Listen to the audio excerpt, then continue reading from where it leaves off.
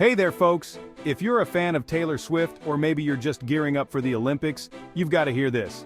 Yep, it's not just about catchy tunes or sporting glory anymore. Turns out these massive events have become a goldmine for scammers. First up, let's talk about Taylor Swift's Eras Tour hitting the UK this June.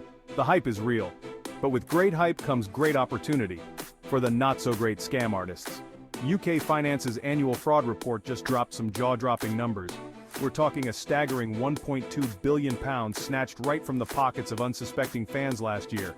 And with the Olympics on the horizon too, oh boy, it's like Christmas came early for these fraudsters. Now here's how it goes down.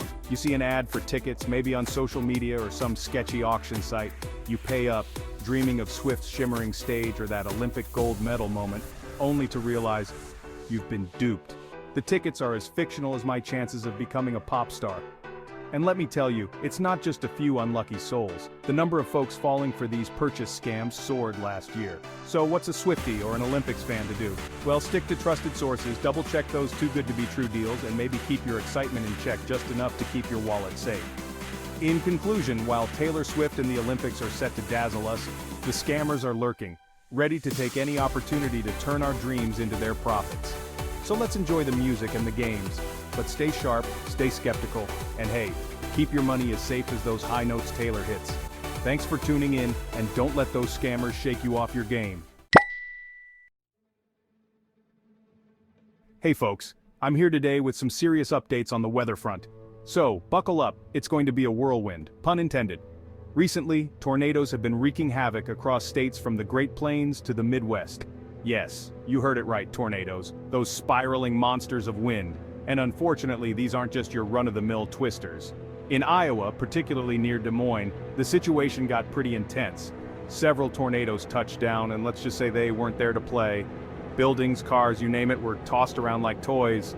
And yes, it's as bad as it sounds. The town of Greenfield, which is a little southwest of Des Moines, got hit hard. I mean, really hard. There was a tornado that came through, and it was, no sugarcoating here, devastating.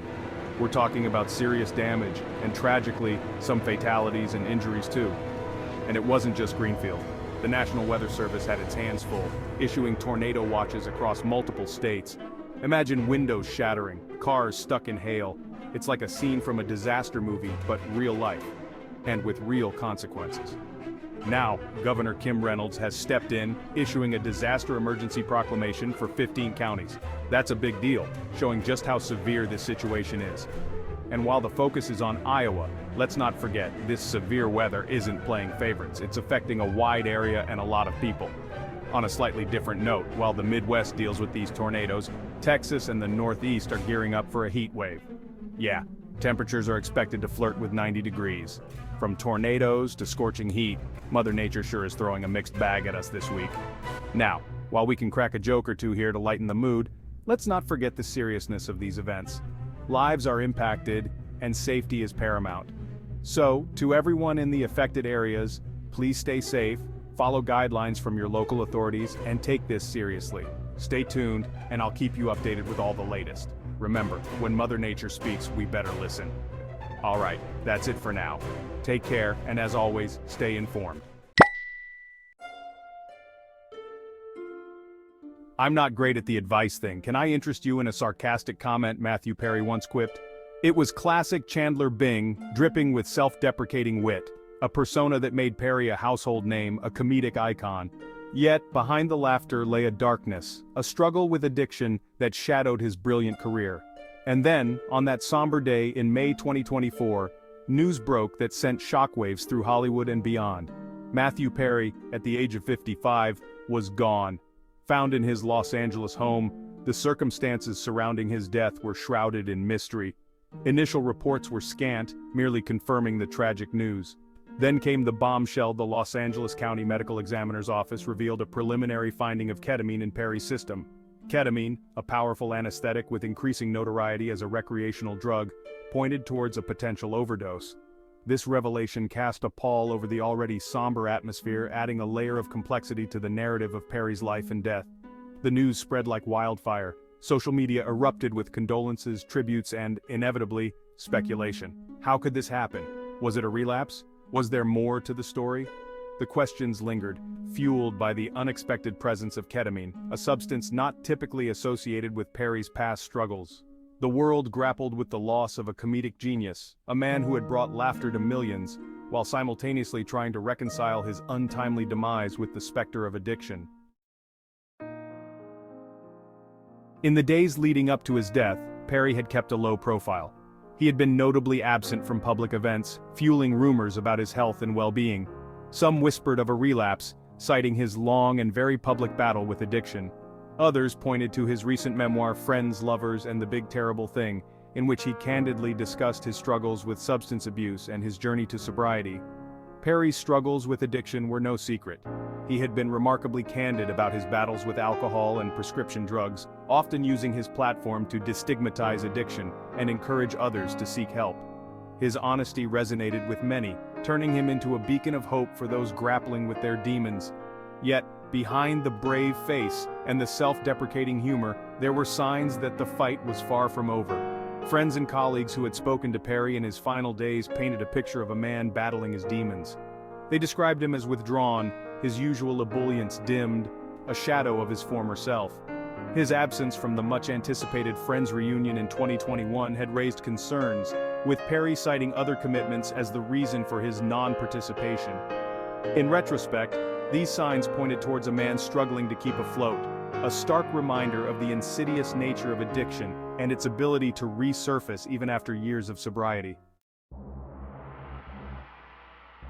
The presence of ketamine in Perry's system added a perplexing layer to the investigation. Ketamine, primarily used as an anesthetic, has gained notoriety as a recreational drug, known for its dissociative effects. Its presence in Perry's system raised more questions than it answered. Was it a case of accidental overdose? Was there a possibility of foul play? Or was it something else entirely? The investigation into Perry's death took a new turn as authorities delved into the possibility of ketamine being administered without his consent. The drug's ability to induce amnesia and render individuals incapacitated made it a potential tool for nefarious purposes. The LAPD, while cautious in their public statements, confirmed that they were exploring all avenues, including the possibility of criminal activity. Adding to the intrigue was the lack of any obvious sources for the drug. Perry, known for his private nature, had kept his inner circle small in recent years. Those who knew him well vehemently denied any knowledge of ketamine use. The investigation seemed to hit a brick wall, each new piece of information only deepening the mystery surrounding Perry's death. Matthew Perry's death was a stark reminder of the fragility of life, the fine line between laughter and despair. He was, to many, Chandler Bing, the sarcastic, lovable friend who could always be counted on for a witty one-liner. Yet behind the persona lay a complex man, one who battled his demons with remarkable honesty and courage. Perry's legacy is multifaceted. He will be remembered for his comedic genius, his impeccable timing, and his ability to make us laugh until our sides hurt. He will be remembered for his honesty, his vulnerability, and his willingness to share his struggles with the world. And he will be remembered for his strength, his resilience, and his commitment to recovery. Despite his personal battles, Perry never let his struggles define him. He continued to work, to entertain, to use his platform to raise awareness about addiction. He was a vocal advocate for mental health, using his experiences to destigmatize mental illness and encourage others to seek help. His courage and candor resonated with millions, making him a role model for those battling their own demons. As the investigation into Matthew Perry's death continues, the world mourns the loss of a comedic icon, a talented actor, and a courageous advocate. His death, shrouded in mystery and marked by the specter of addiction, serves as a poignant reminder of the complex and often hidden struggles faced by many. While the circumstances surrounding his final days remain unclear, one thing is certain: Matthew Perry's legacy extends far beyond the screen. He left an indelible mark on the world, not just through his comedic genius, but through his honesty, his vulnerability, and his unwavering commitment to helping others. As we remember Matthew Perry, let us do so with compassion and understanding. Let us honor his memory by continuing the conversation about addiction, mental health, and the importance of seeking help. Let us strive to create a world where people feel comfortable seeking help without shame or stigma, a world where laughter and light can coexist with shadows and pain. The investigation into Perry's death may continue, but his impact on the world will forever remain. He may be gone, but his legacy, just like his laughter, will continue to resonate for generations to come.